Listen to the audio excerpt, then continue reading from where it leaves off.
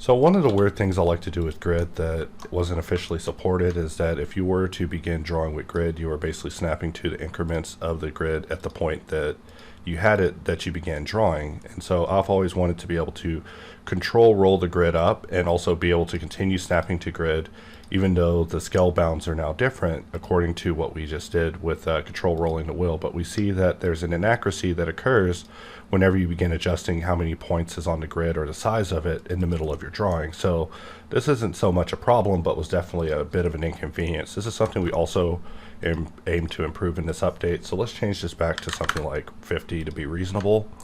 And we see that now we're able to draw. Actually, let's switch over to Ngon.